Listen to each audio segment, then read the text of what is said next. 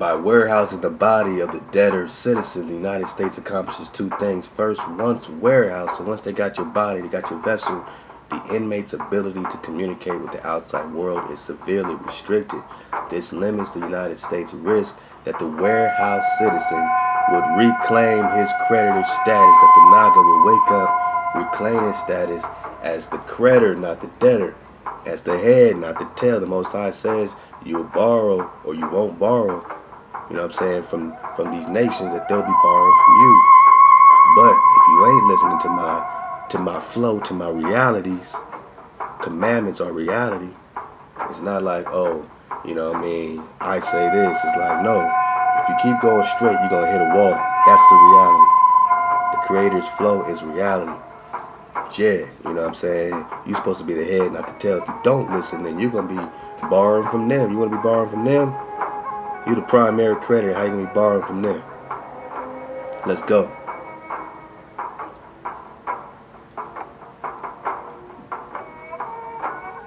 You've been invaded, my noggin. I'm going to tell you that every dang day, man. I'm going to tell you every dang day. Every dang day I'm going to tell you that you've been invaded, man. Until you say, you know what, cool, I can do my thing. You know, I could do my thing and, work if I got to work and do this. But let me do it with the mentality that I'm under literal invasion. The invasion don't go away because you stop thinking about it. It's called silent weapons, quiet war, man. It's called peaceful slavery, dangerous freedom. And right now, we as a whole are suffering peaceful slavery. But is slavery ever peaceful? Or do they remind you time and time again that you're in captivity? Don't they treat you that way? But is that the truth? Are you a captive? Israel? Is you a homeborn slave? Are you a homeborn slave? So is that your reality? Let's go. This limits the United States' risk that the warehouse citizen will reclaim his creditor status and expose the crime committed by the government. Secondly, by warehousing the true creditor, the United States can make more money from the inmate when truly it owes the defendant far more than debtor citizen could ever owe it. Taken together, it becomes readily apparent that the United States, so racked with debt, owing to the secondary creditor, that's the Federal Reserve, that's the secondary creditor, you're the primary creditor, the Federal Reserve became the secondary creditor, and the debtor is this corporation of the United States.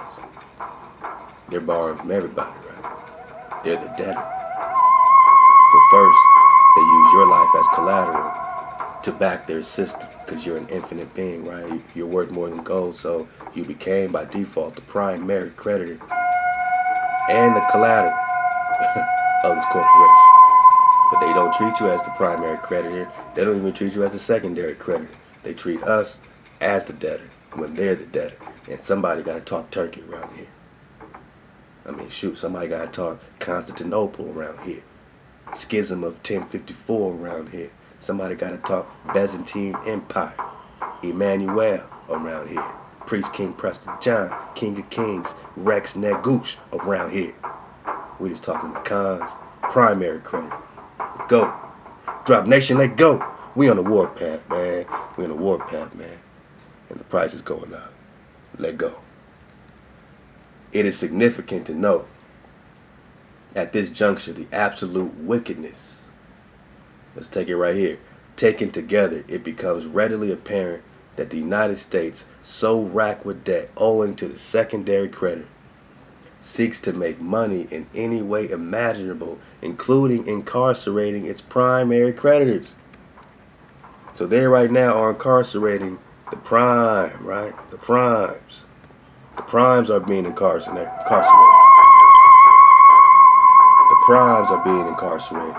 It is significant to know at this juncture the absolute wickedness of the scheme herein expounded, having already pledged the life and soul of the people, converting it for fiat currency from a third party. The government thinks nothing of further debilitating its stolen collateral when it immobilizes the body belonging to mortgage sold pursuant to secret admiralty and law merchant proceedings. That is got the drop. And again, I watched him type this word for word with nothing. You know what I'm saying? Nothing but the inspiration, man. Nothing but the conversation. You dig?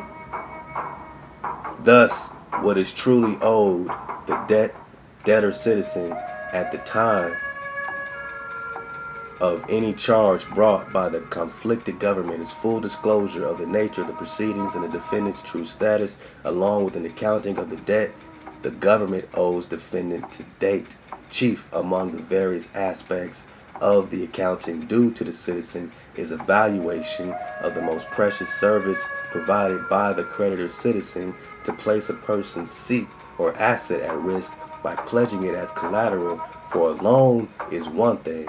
To pledge the asset of another for a loan without the asset owner's knowledge, you're the asset, you're the owner. You had no knowledge of this. That's criminal, my nigga.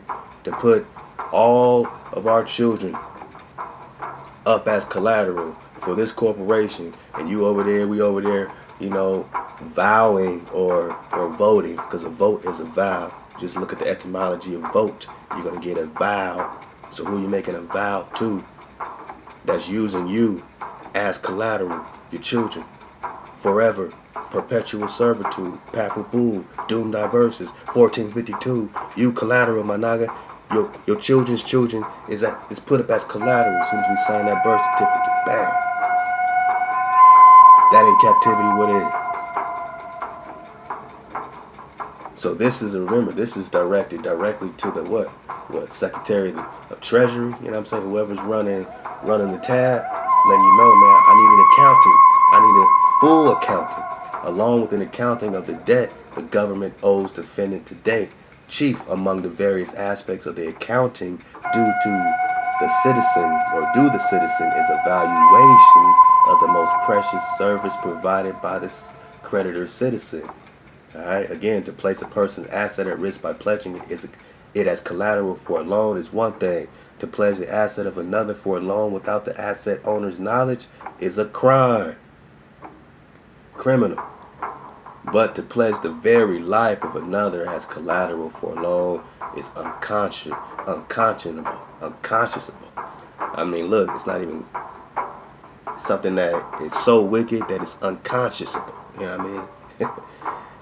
I mean, to take your things, right? To pledge your assets as collateral without you knowing is a crime alone, right? To say, hey, we're going to take John, Peanut, Nut, you know what I mean, the homie over there, we're going to take all your stuff, we're going to take all your gold, and we're going to put it up as a collateral for our corporation without you knowing, or just take it from you straight up. That's a crime. To pledge your life is unconscionable. Let's go. There is no price that can be paid to satisfy the debt owed to that unwitting pledge by assuming a role of parens, P-A-R-E-N-S, patrae, P-A-T-R-I-A-E, we're talking legalese, over the lives of its constituency. The government usurps the sovereignty of the people. The people of the United States, the Nagas, are the progenitors of the Constitution. The United States government is no longer de jure, but de facto. Now, recon that is very important. They are de jure. They're not de jure, meaning that it's not smooth. They're de facto. They're de facto. Alright? They're in default. It can be viewed no other way. As a Chapter 11 debtor in possession, it has demonstrated through its willingness to wield power under any circumstances, even when demonstrably and noticeably conflicted, that it is in no moral position to continue operation. In this, the de facto position, the United States has stepped its operations in fraud, artifice, deception, actual malice, and treachery, and this on a constant, regular basis. One needs only to observe the exponential deficit rate and the U.S. incarceration rate as against the rest of the world to reach this conclusion. And they over there with the privatizing of the prisons. Now think about it. They get paid off of the bodies. That's corrupt in itself. We have our laws, right? We got our laws, and you might steal something, getting your hand chopped off, but we don't benefit off of every one of those hands. We don't benefit from that. That would be criminal. Stay tuned.